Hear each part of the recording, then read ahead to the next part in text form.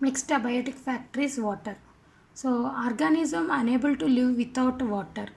Then organisms living in the water, is they facing any problem or not? Yes, they are facing the problem.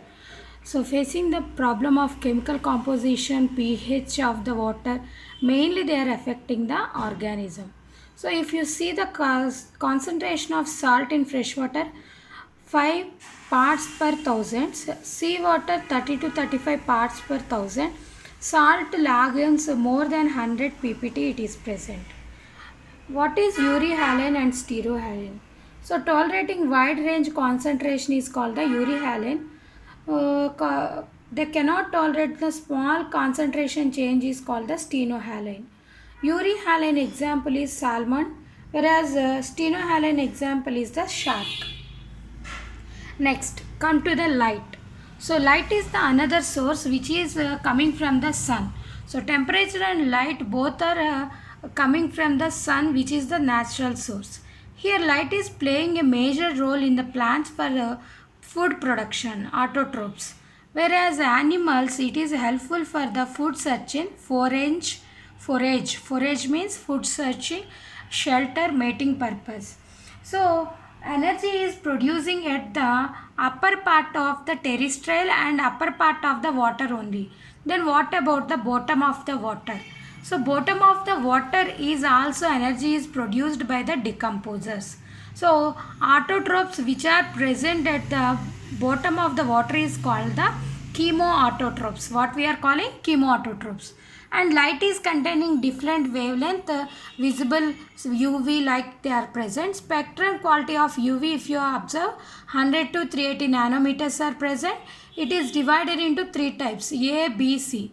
A is containing 320 to 380, B is 280 to 320, C is 100 to 280. So compare it to the A, B, C, B and C is more harmful, more dangerous than the A.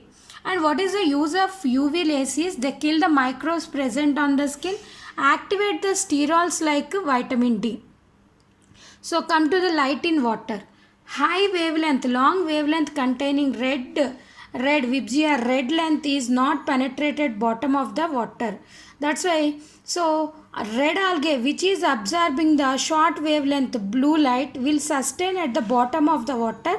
Middle of the water brown algae is present, but top of the sea, that means beneath the water blue algae is present.